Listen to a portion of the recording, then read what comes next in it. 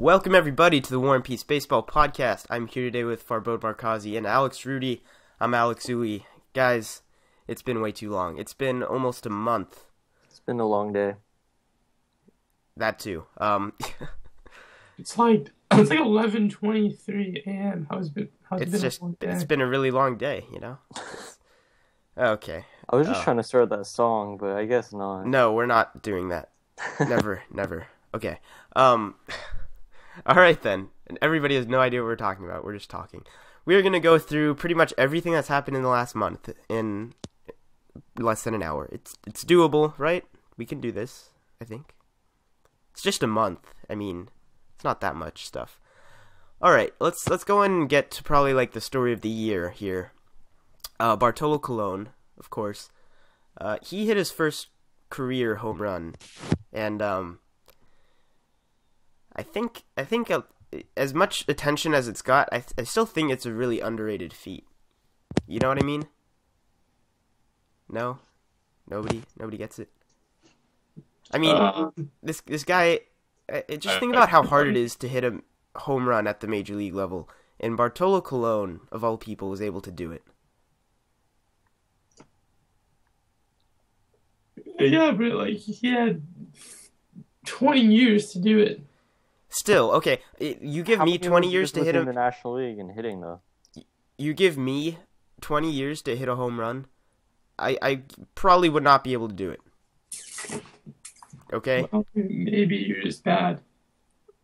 I'm just not Bartolo Colon, you mean? I see. I think you're right. Yes, it's quite the incredible. It's pretty disgusting. Once in a lifetime moment. It was very glorious though. It really does show that if you put your mind to it, anything can happen. As long as you eat a lot and have that much bass to do it. Yeah, by the way, not the slowest home run trot this year. Just throwing that out there, too. Really? No, it was not. David Ortiz still had a slower one. David Ortiz, he can do that. That's true. David Ortiz is having a career year in his retirement year, which is something. Something you don't see every day. All right, let's go ahead and move on, though, to some other UFC-related news. Texas Rangers and Toronto Blue Jays got into it. Rougned Odor with a very solid left hook to the jaw of Jose. It was a right hook. It was a right hook. That was a clean punch. It was a clean punch. Knocked his helmet off. And then, of course, there was a full-on brawl after that with everybody else. Obviously now looking back, it was like 2 weeks ago now. Looking back at it, not much happened, like some suspensions and stuff, but maybe the biggest takeaway from it now is that Jurickson Profar is getting 7 games up in the big leagues while Rougned Odor has been suspended. So, it really didn't mean much at the time, just because, nobody actually got hurt. It was all just suspensions and things like that. But, it really took a toll on the Blue Jays, especially. Just, I think, as a team, they really went into a downward spiral after that. I don't know if that had anything to do with the fight or just the fact that they're not as good as we thought they would be, because they really have not been a good team this year. You don't see those types of fights in baseball like nowadays. There are fights, but you don't see like the clean, straight up punches from either side. Yeah, and I'm not gonna endorse that by any means, but it happens. It happens every year. It's just never as pronounced as this. Like bench is clear every year. Bench is clear every year, all the time. But yeah, that was a different level right there. Rudy, what was your reaction to the punch when you saw it? I thought it was probably the biggest reaction I've seen in sports in quite some time. Obviously Bautista's slide was illegal and unnecessary, but there's way dirtier ones pretty regularly. Done by Odor himself. Odor still made the play, I'm pretty sure, right? Or no, did he throw the ball away? He threw the ball away. But it looked like well, some people said it looked like his arm was coming down to try to hit Bautista on the throw. He didn't get injured though in the play at all. He successfully dodged the play. I know it's Yeah. a bad reason to justify Izzo that no one got hurt, but I mean, it's not like I don't know. I thought that was a pretty ridiculous heat of the moment thing to do, and Yeah, no question about he that. deserved a longer suspension, to be completely honest, because I mean, you shouldn't really be. I think that kind of blow up is not tolerable at all for a professional athlete, and I think they could have made a really big example of him, and they kind of wussed out a little bit with the suspension. To be honest, I thought it should have been longer. Yeah, and I think the biggest comparison is with, the PED suspensions. You get like 50 or 80 games for, performance enhancing drugs, which is, not in the spirit of the game certainly, but punching a guy in the face is probably even more so not the spirit of the game. So, you wonder, like, 50 games versus 7 games, I don't know. And I mean, this stuff happens. It's a heated, passionate sport, but there's got to be consequences. Like, if somebody did that in the NBA, what do you think the punishment would be? Well, the NBA it's a smaller like amount. There's less amount of games, so Well, an you know what I 89 mean. They play suspension would be, you like, know what I mean though. Like the NBA is much more strict about things like this for the most part. yeah. But if someone gets suspended for 10 games in baseball, what would like that equivalent be in the NBA? Because there's 82 games in the NBA. I don't think any team would be like, oh yeah, it wouldn't be okay to suspend someone for 10 games unless they do something terrible. I guess that's fair. Yeah, so let's go ahead and move on. Keep things rolling here. So, last Friday in New York at Citi Field, we got to see a flash of what is potentially going to be one of the best pitchers of the next decade, possibly more. Julio Urias of the Dodgers, 19-year-old pitching prospect, who seems like he's been around forever now, finally got a chance to make his major league debut. He was destroying AAA before that point, had like a 26-inning scoreless streak or something. They bring him up against the Mets on the road, and he goes like 2 2/3, walks 4, gives up like 4 earned runs. 81 pitches. He was pulled because of the pitch count. Basically, it was underwhelming for him, but like we got to see his mid-90s fastball, his off speed, like the flashes of that. He's going back down to AAA and should be back up sometime later on this year to either start or relieve for the Dodgers. Yeah, and I mean, people are gonna take this in many different ways. I mean, I think the only thing you can take away is, okay, maybe he's not the baseball prodigy who can come up as a teenager and shut out a contending team on the road right away. Like, it's just not going to happen for him. It's like, that just didn't happen. But does that mean he's not all he's cracked up to be? Absolutely not. He was like, nothing was concerning about that start. Like, his location was a little bit off, but it's not like he was just wild. He was just missing spots, and it was just one of those games. It looked like it wasn't like he was overwhelmed. His body language wasn't poor or anything like that.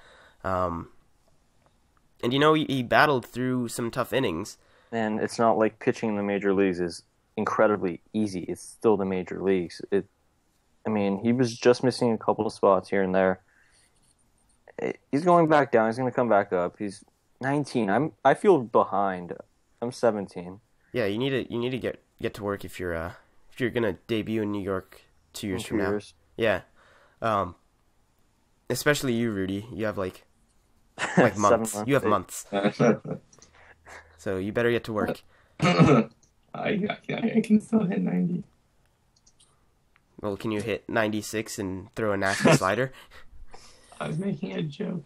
I was making. Serious someone. I was trying to shame you. Wait, Uy, are you telling me you can't hit 90 with a 96 with a nasty slider? I mean, if Bartolo Colon can hit a home run, anything's possible, right? Bartolo Colon is the greatest hitter in baseball. It's a bold statement. We'll see how that plays out the rest of the season. Yes. All right. Let's keep talking about. Shut up. Let's keep talking about Dodger pitching now. We are witnessing greatness.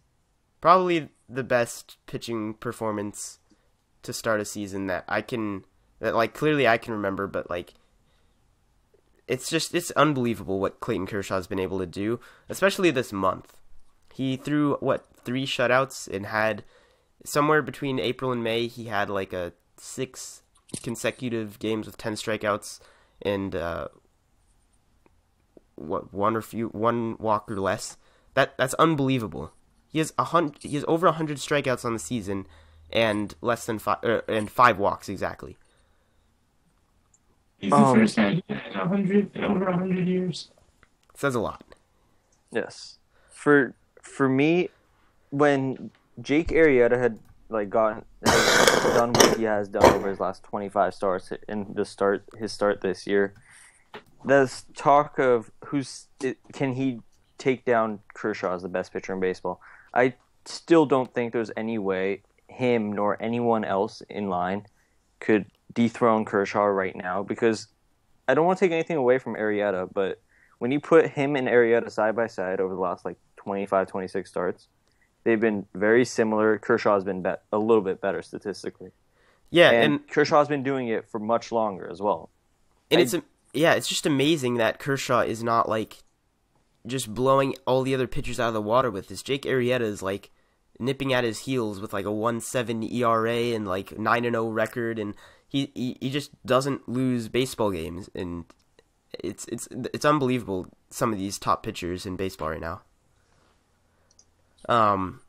Yeah, anything more to say about Kershaw, or is that all there is to say, really? I say just give him the sign now. I mean, you almost can. He's gonna have 200 strikeouts by the All-Star break. He is going to have. Okay, how old is he? He's 28. How many Cy Youngs is he gonna win in his career?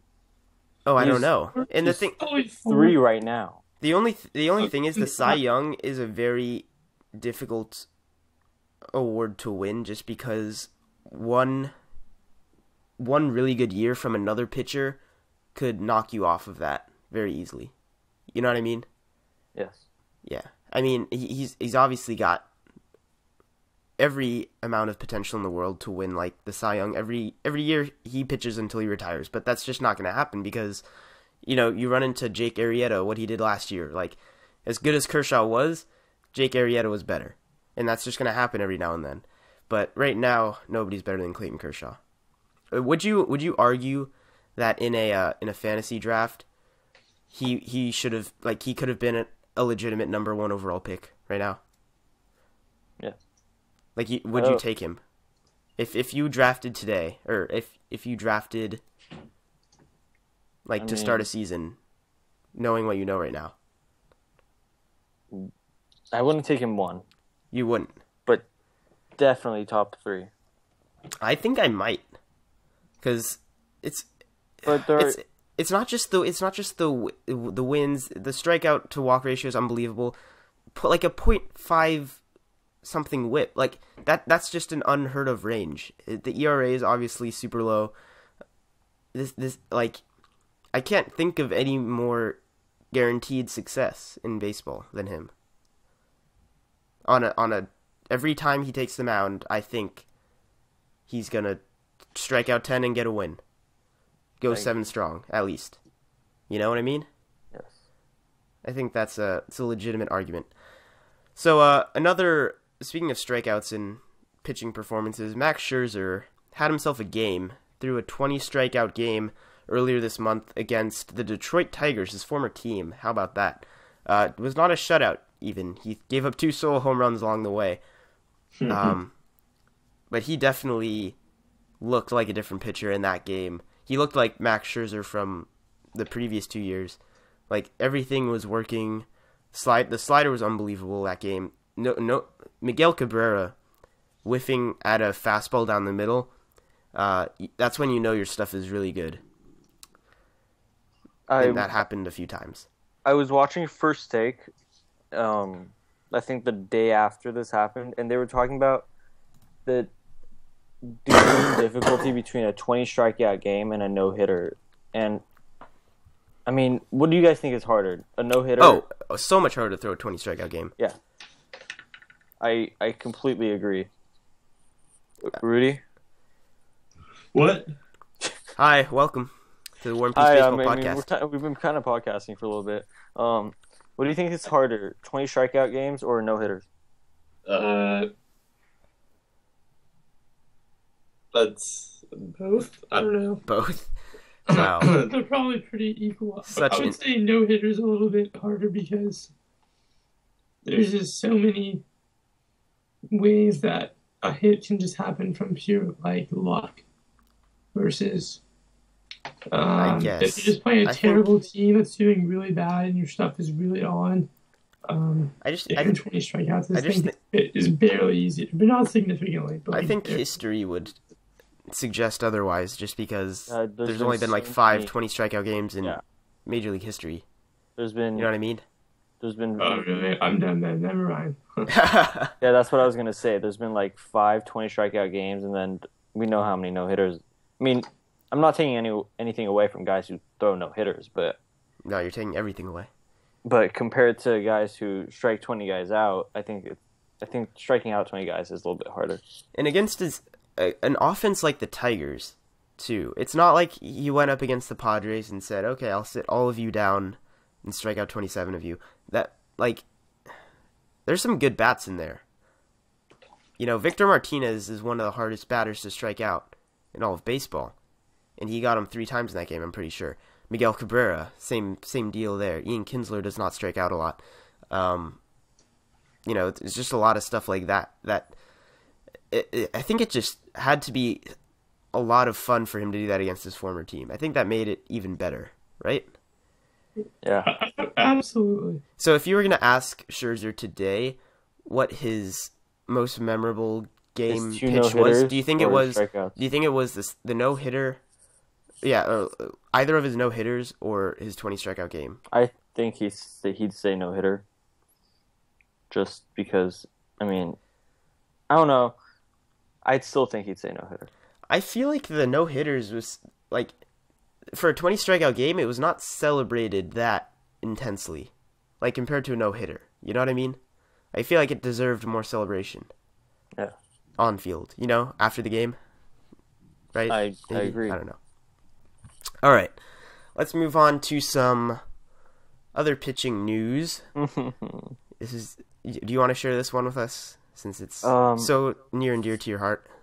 Well, I mean, the Angels overall as a team do not like staying on the field this year, and I mean, I wouldn't either, by the way. Yeah, if I saw that team, I wouldn't either.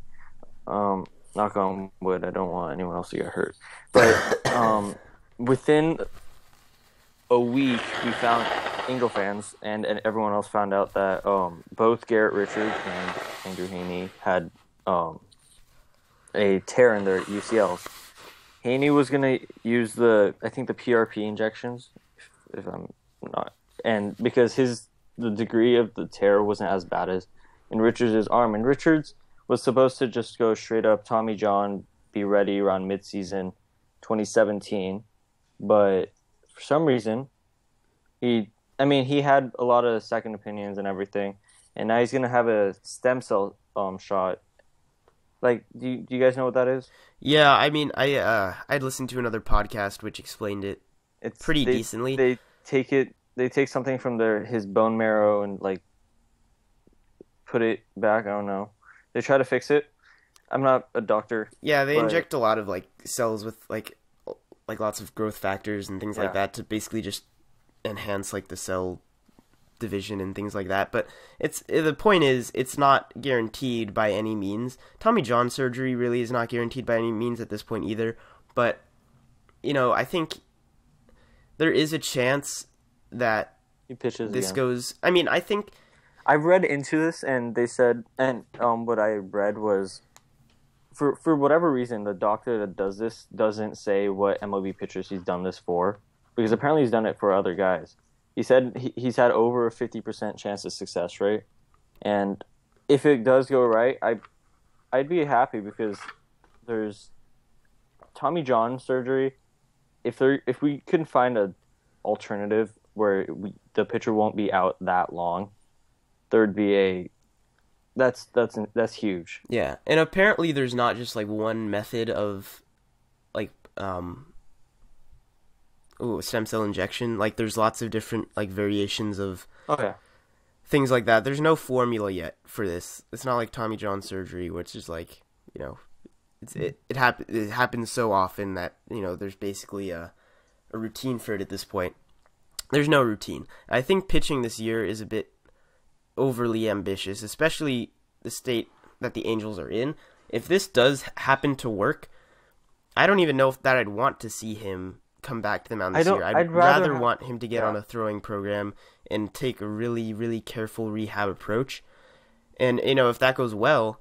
If this goes well, I'd rather have him ready for spring training next year.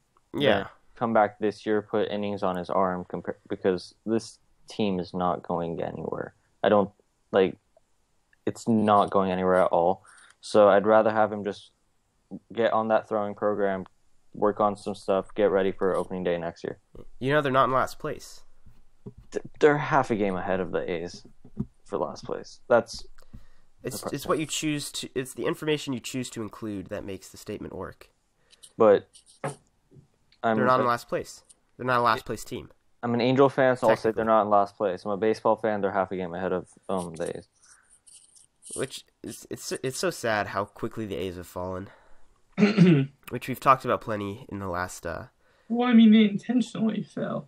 You know, I mean, one thing about the Richards thing that scared me and concerned, I know Uwe because he texted it, was that he said he's still throwing 95.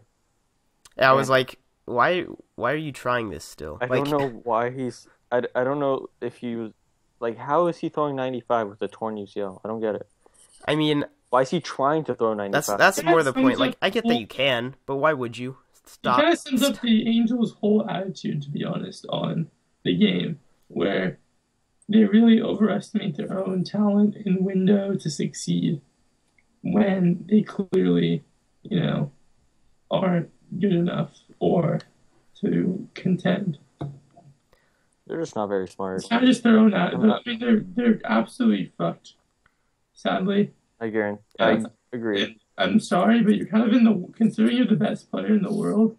I'm in a bad spot. We're not good enough to contend. That's a team could be. Yeah, we're not good enough to contend. We can't tank, though. I mean, it's hard to believe that that's even, like, possible. You can't tank with the best player in baseball on your team. I mean, even the crappy left field platoon that you started the season with isn't even starting anymore. You have, like, freaking Rafael Ortega playing in left. Still. Okay. We've had 10 guys on the DL right now. CJ suffered another setback today, CJ Wilson. So, wonderful. What I don't understand is that why didn't Moreno just spend, what made him stop spending money, like, now? Like, why was this was the breaking point. Oh, no, and... spend anymore. I mean, like, he hasn't been signing cheap guys. He went from, like, overpaying, you know, former superstars to massively bloated contracts, and then saying, when that didn't work, okay, I'm not even going to pay mid-tier guys anything. I'm only going to sign bargain bin free agents. I mean, that's just horrendous. Just trade away all your talent for mediocre players, you know? That works. That's the A's, though. But no, the Angels did that this offseason. I know, but the A's do, too. But what's funny is that Marino was not willing to go with the luxury the payroll, whatever, for the guys like Upton and any like Hayward, any of the big name guys, right? But they offered a contract to Austin Jackson at the end of the offseason, and that would have taken him over the threshold. So yeah, it's just sad. I think Tim Lincecum just took him over. Of course. Yeah, that happened too. That's news. Tim Lincecum signed with the Angels in the last month. He's gonna come still up. Nothing. He's gonna pitch on the 12th of June. Good stuff. If there's no setbacks. So I hope you guys are enjoying the Angels baseball podcast today. Let's go ahead and When talk is it about some not other. an Angels baseball podcast? Let's talk about some other teams though, maybe for a little bit. They Is that are- okay with you, Farbode? You can't be denied that they're a fascinating team. Yeah, all the bad teams are really We should just make a podcast all about the worst teams in Major League Baseball. Caption is shitting on bad teams and how to fix them War and Peace baseball way. I feel like that's a really long caption. That's okay. All right, let's talk about Jackie Bradley Jr. because he is one of the most curious players in all of baseball. The last 2 years, probably now. 29-game hit streak through He May. lost it in a very unlucky way too. Yeah, in the game he lost it, he hit 2 fly balls to the warning track. So that's something. I mean, maybe he needs to hit the weight room, right? Yeah, I guess that's the only way. He would have been Joe DiMaggio if he just I think had more upper body strength. the most incredible thing about this whole thing is that he was arguably the worst player in all of the MLB at one point. Worst offensive player. Yeah, he's always been a great defender, but worst hitter in the entire league. I mean, that's a turnaround that He you really never batted see. Even .415 though he was a 9 games. highly rated prospect. Yeah, and that's the part of no it that one makes it has less. Okay, no. I was just saying that point you brought up is the part that makes it very, like, unbelievable but believable because he But was a very good he college was player. good. He was never. He was supposed to be like a. I don't know, like a.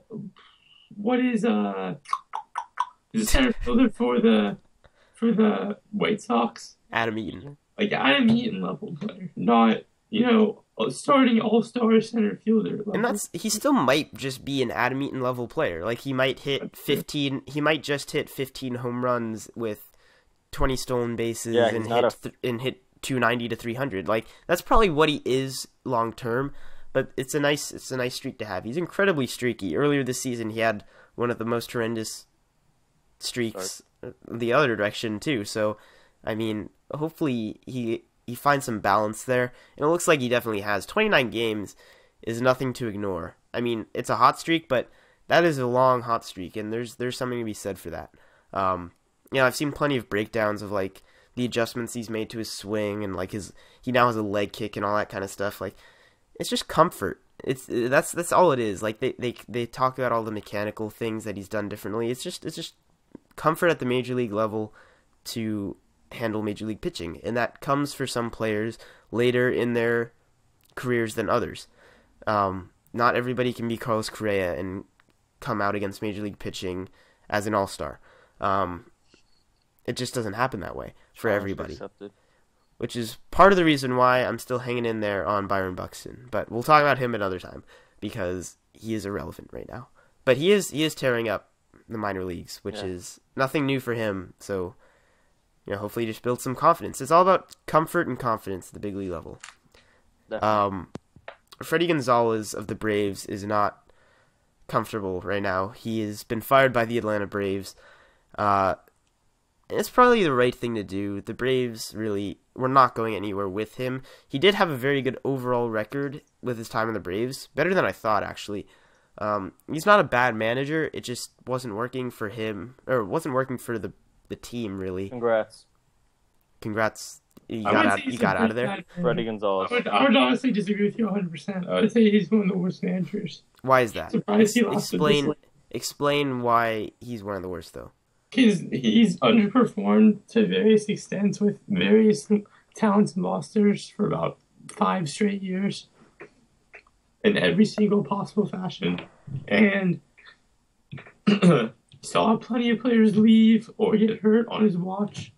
Okay, having players get hurt on your watch is not... Or misdevelop to their full potential. I just don't think he's a good I think manager. you're a little Give bit me hung one up on... reason why he is a good manager. Tell me what he did that proved that he was good and that he is above average and he's not a bad manager. I mean, what has he done that was... Like, I think it's just the way we view managers to begin with. Like, are they inherently good or inherently bad? Because He had a couple he was really not... good teams, like teams on paper overall. They didn't end up like finishing very well, but underperforming. But on paper, he had a couple of very good teams. He had a winning percentage over 500. Was it 2014 when he started out like 9-0, 10-0, or he had? Like I think you're putting a lot of like you're stressing the fact that you say he had a lot of talent. I don't think he had as much talent as you think he did, and part of it is not his fault. I think it's just underperforming talent, like severely underperforming talent that the Braves clearly had in that, that stretch of like Melvin Upton and Justin Upton together, and there's a lot that didn't go right on a player to player basis, and I think that's not what you throw on Freddie Gonzalez. I just think really, I disagree 100%. you throw these players' lack of success on Freddie Gonzalez. I mean, that's significantly on his shoulders. Yes, that's what the manager's job is to, bring success to his players and to his team. That's his only role. So if he's not doing that, I don't see why he's good. It's player development. Record. I'm just looking at the record right now. A record over 500 for a team like the Braves, including these down stretches. Okay, but I will take that. He won more than 90 games twice, or 3 times. That's fine. He won more than 90 games a few times. There's nothing bad about that. There's nothing to. They never made it past the first round of the playoffs. But he made it to that point. There's plenty of managers that don't even get anywhere near that point. He's not. Well, the team that he had. I think you're extremely. I think a goat could have taken him to the first round. Like a goat or a capital goat. I mean, he had, prime Upton, Simmons when he could kind of hit. No, that's Freeman when he didn't suck. Chris Johnson when he won the NL batting title. Dan Uggla when he was still hitting home runs. Jason Hayward, Ryan McCann. I think you're putting a lot of unfair expectations. Mike Minor, Chris Medlin before they were just injured messes. Who did they play that year? When he was still quite good. I mean, Julio Teheran. I mean, those are good teams. They're good teams, and there's lots of good teams in the majors. Is he one of the best managers in baseball? No. Those are the managers that win the World Series. Is he a bad manager? No. I don't think that's fair. There's no. Ask an Atlanta Brave fan. It's way too black and white. I think if you asked an Atlanta Brave fan, they would tell you that he was a bad manager. But I think part of that's just anger about how bad their team is. I don't think that reflects like. It's not like this guy drove their team into the ground. It was not his fault. But he's the one that takes the blow for it, and that's probably just how it has to be. I haven't heard Rudy shit on a manager this much since Mike Scioscia. Yeah, I know. Mike Scioscia is the worst manager. I see what you're doing, Furbo. You're trying to bring it back to the Angels. Stop. He is the worst manager, though. No, we're not doing this. Stop, Furbo. You do not get to talk about Mike Scioscia. I'm not trying to do that. I'm just saying. No. I know what you're trying to do. No. No, you are. No. No, you are. You know what you did. All right. No. Let's talk about the New York Mets some more. Matt Harvey, what is wrong? Or what is not wrong? What is going on with him? It's pretty simple what's wrong with him. One, for whatever reason, he cannot come back from Tommy John completely with his full, potential left. Two, they overused him incredibly last year, and they made him feel guilty for saying that he may maybe not be able to pitch the entire playoffs. Who's they? Who? Matt Harvey took that mentality into the, as early as, September. Yeah. Early September. The media made him so guilty for that, so he changed his mind. I don't think it's guilt. I think it's his. It's his bold. No, it's. Can I finish my 3 points before I get interrupted? No. I mean, this is every time, man. Yes, and that's why it's a podcast and not a monologue. And 3, he got fat. So I think those are the 3. Bartolo Colon got fat, and clearly that works for. Colon is an outlier, and he used stem cells in his arm. Yeah. So Harvey is clearly feeling the residual effects of pitching way too much post Tommy John last His velocity's down. I agree with that. I really don't think there's any more to it. So they guilt tripped him to pitch when he knew it was not best for his career, and the Mets decided to go along with it. And these are the repercussions. And it was probably worth it considering they made the World Series. I can't. the guilt, like guilt is just not the word that I can use for that, because it's just his mentality. Like he's the Dark Knight. He wants, like, his role on that team. Like, he's the face of that franchise. It's not guilting him. It's like he wants to live up to what he believes he can be, and especially because the whole thing with Strasburg that happened very recently, where they shut him down before the playoffs. I think he knows that happened. He knows he does not want that to happen to his team. He threw the most innings it was a very after Tommy John in history. It was for very unselfish reasons that he wanted to pitch. And I think, he didn't care about the residual effects if it meant his team would have a chance to win the World Series. And that was fine at the time. He's feeling residual effects now. That was probably bound to happen. And now it's just what happens now. Are these just, minor residual effects of this happening, and then he'll find his stride again and be able to pitch like Matt Harvey? Or is it like the worst case scenario, and his arm just really cannot recover, and really you see that velocity dip down to the low 90s, and he just is not able to find that same path and goes like a CC Sabathia route? Like, it's a really scary thing to think about, considering. What do you think will happen? I'm an optimist. I think Matt Harvey will be fine. He's not an old guy.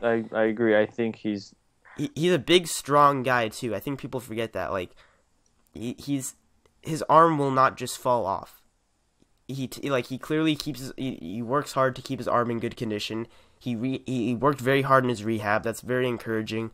I think it's just fatigue. I agree. And the fact right now, he's very stubborn about how he wants to go about fixing himself. Like, he wants to get as much work in as possible to try to fix this. He's very stubborn about the idea that it's not like fatigue that's bothering him. It's like it's mechanics, or it's delivery, or things like this. I would be totally fine with him missing. With that, I mean, send him to the 15-day DL with some kind of discomfort or whatever, and you can come back and have a fresh go at it. And I think that'd be totally fine. I mean, the one thing the Mets have that helps Matt in this situation is that they also have 4 other guys that can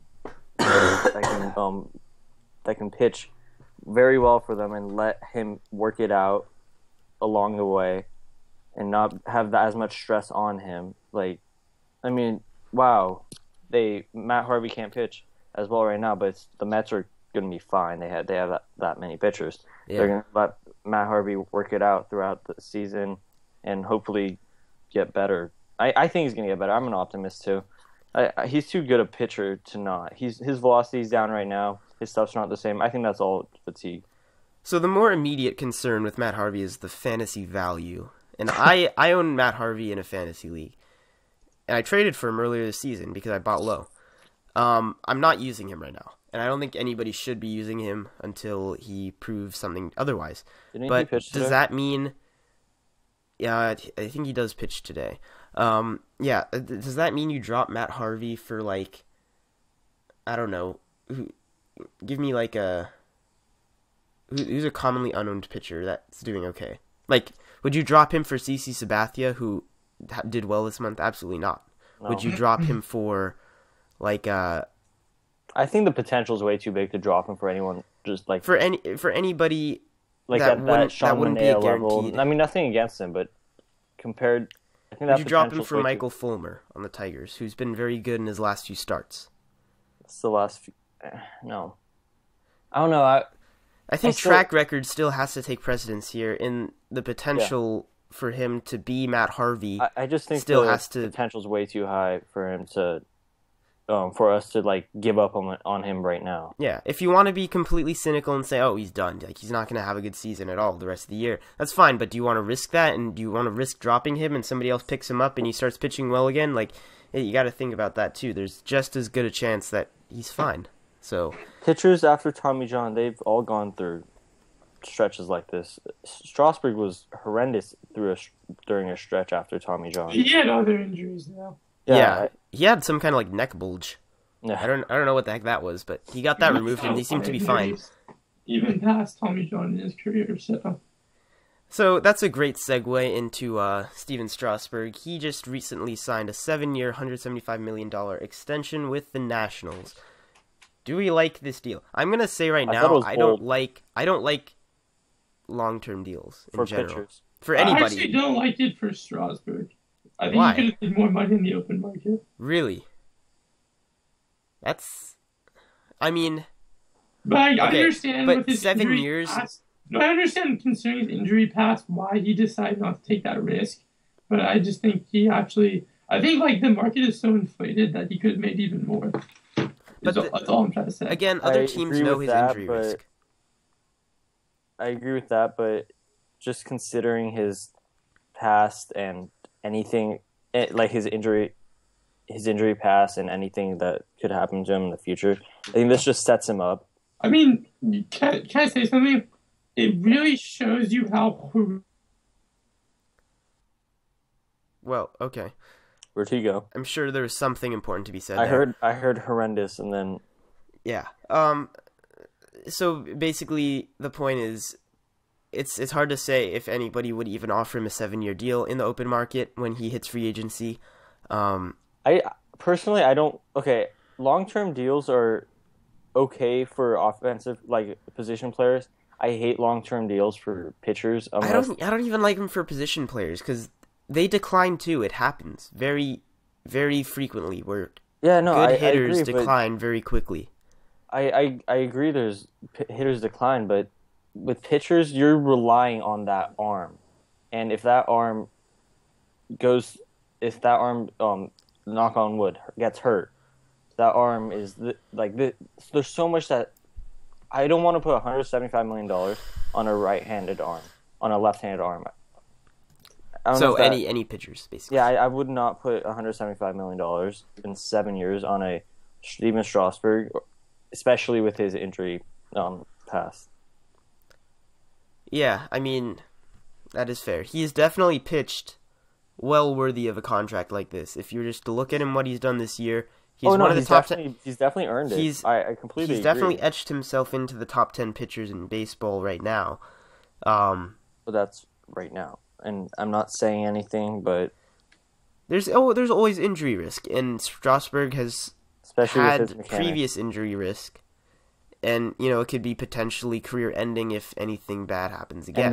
And this sets him up. That's basically, I mean, let me ask you this: if you were Steven Strasburg and they put out $175 million on the table for you, would you say no? It depends. He's 7 years. It's the 7 years that really draws me. That would draw me out because, they're showing that they trust that I will stay healthy. They trust that I will be able to perform like this for many years to come. And he can be a national until he's 34. Yeah, him and Max Scherzer are going to be still pretty good, especially with him, Scherzer, Giolito coming up. Yeah, whatever happens with Bryce Harper will happen, but that's a good pitching core that they'll have there. Joe Ross, too, a very good pitcher. Tanner Roark still has some control. They have a good staff, and I think they want to make sure that stays above all else.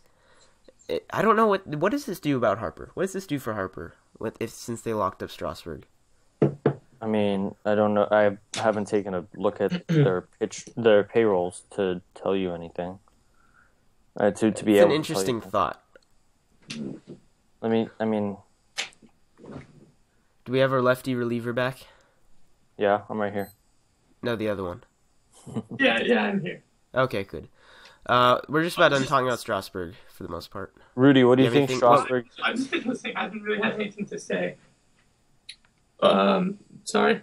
What do you think Strasburg's contract does? I don't think it has anything. I don't think it has any impact at all on Harper's situation with them.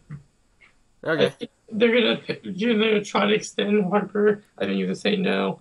I think he's gonna test the open market, and I think ultimately it's not going to be in their control if he stays. It's going to be all up to Harper because the Nationals have the richest owner in MLB, and I'm sure he's not. Yeah, I'm sure he's smart enough to know that Harper's the top 5 baseball player in the world, hands down, if not number one, and will be for the foreseeable future, and is the face of the league, and is worth whatever contract he gets. Just Make baseball fun again. so I think And he's 23 years old.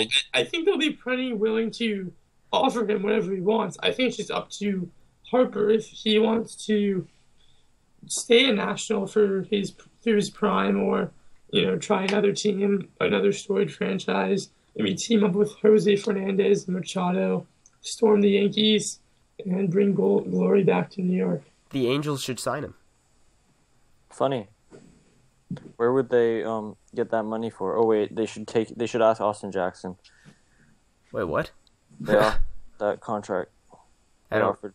remember no, that. whatever. What? That was Where would they get any money for that? lost in translation. I mean, their owner has money, but why are we talking about the Angels again? Because it's the Angels podcast. No, You move seem on. confused. I All right. All right, we got They're one not- more. They don't have 98 wins. I don't want to talk about them. All right, we have a couple more things we'll talk about. One of them is staying on the theme of pitching here. The New York Yankees are sporting a new back end of the bullpen now with Aroldis Chapman back, and it is fun to watch. Their game yesterday was so much fun. As a baseball fan, just watching Betances come in. Betances could be a closer on any team, but he's a seventh inning guy. He comes in, just destroys for an inning. Miller comes in, destroys for an inning. And then Chapman, we know about Chapman. It's so much fun to watch as a baseball fan. You guys are Yankees fans, so I'm guessing it's a lot more fun to watch for you guys. Yeah. Is it bad that I don't think I've watched a single Yankee game all year? No. It's probably a good year to not watch a game. I'll as be a Yankee honest, fan. I don't think I've watched a single game, actually. Oh, really? I've watched games. Yeah. So to since there's like zero timeline on when this is being recorded, yesterday's Yankee game was the game where Jake Odorizzi threw 7 innings Of one hit ball. of no hit ball, and then in the 7th inning, Starlin Castro breaks up the no-hitter with a home run. It was a 2-run home run because there was a guy on base with a walk. So they're up 2-1. Yankees bullpen comes in and strikes out like 7 of the last 9 batters to end the game. An underrated part of that, I'm not trying to make this the Yankees segment, but the So they're underrated part of that game, This is the Yankee that segment, so you should make it that. Eovaldi, who pitched absolutely horrendously his first 3 or 4 starts, has been on fire lately and pitched a great 1-run 6 innings yesterday. Yeah, and it's not a particularly good team against right-handed pitchers, but I give Eovaldi credit. He has found a way to make his stuff work. He pretty much, to me, it seems like his entire success game is just if his slider is on or not. That's pretty much a splitter. You mean splitter? My bad. Yeah. I knew splitter or slider. It really. I was just watching the highlights a little bit, and it was clearly on. And that's pretty. He's pretty much a one-pitch guy, so that's a dangerous way to live.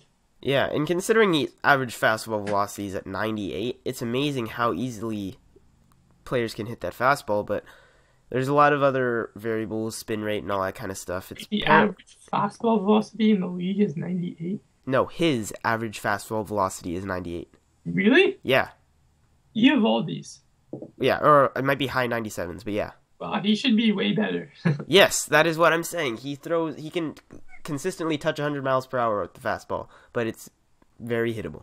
That's bizarre. I thought you knew that. I did not realize I thought he threw like consistent 95. No. Which even then is quite high for a starter to do on a regular basis. But Yeah.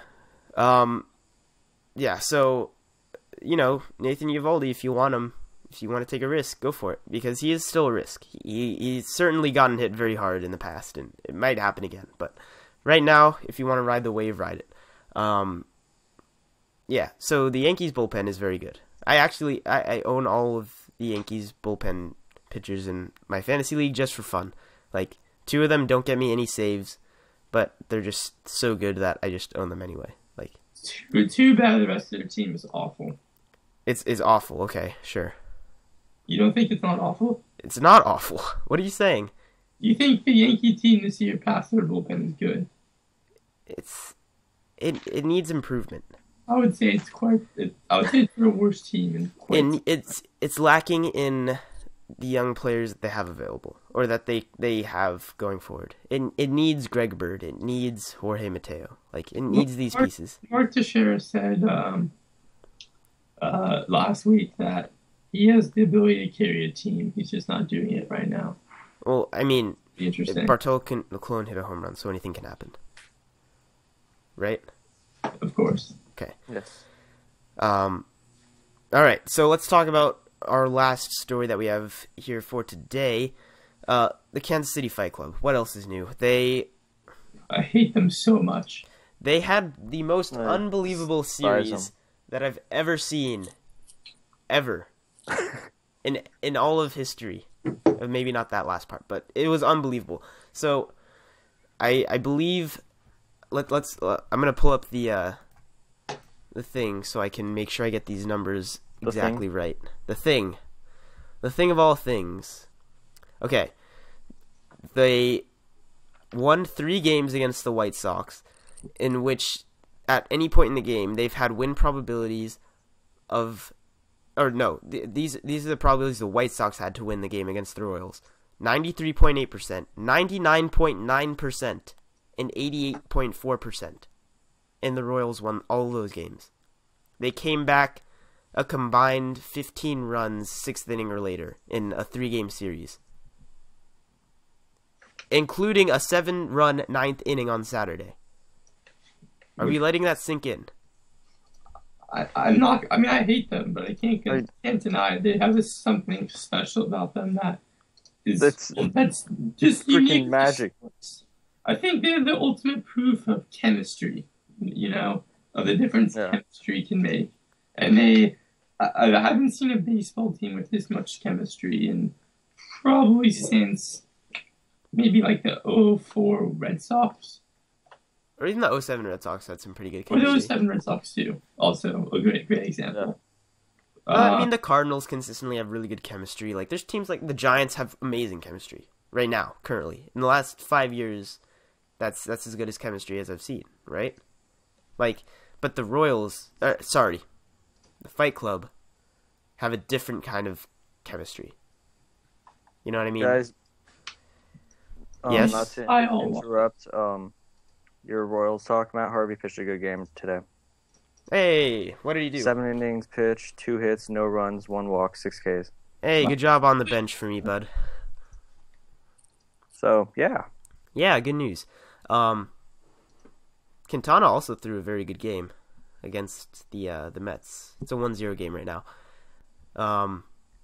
Yeah, so I think that's about all there is to say about the Fight Club. Very good chemistry. There's kind of that magical team. I think we've talked about them enough over the last 2 years. Yeah, and very, very injury-riddled this season, even. Like, Moustakas is out for the season, isn't he? Yeah, And nobody's talked about that. Yeah, Moustakas is out for the season. ACL. Yeah, maybe that should have been a story. Yeah, but he is out for the season. Gordon's hurt. Alex Gordon's hurt right now. Salvador Perez almost He's got out injured. for like 7 days. Yeah, he got into a collision with his own third baseman on a pop fly in foul territory. It was one of the weirdest plays I've ever seen. The third baseman had no business trying to catch that ball, and he just dove right into Salvador Perez's leg. It was weird. He's a double agent. That's what I think. Yeah, I've seen many posts about that say that other teams are trying to take down the Royals from the inside. Because Charlie Cuthbert or whatever, I don't even know his name, but he's the third baseman right now. And he's probably just going to be magically good somehow just because the Royals Fight Club stuff. Yeah, so, the pitching's god-awful as well. So Isn't it always, though? It always is, and it doesn't matter. Why doesn't it matter? All right. Whatever. I'm just going to leave it there. Yeah, so thank you all for joining us today on this podcast. We tried to keep it nice and concise for you. That was a month's worth of information. I'm sure we missed lots and lots of very good information and things to talk about, but that's As all always. we have for today. For about anything else to add about the Angels? They suck. Yeah, okay.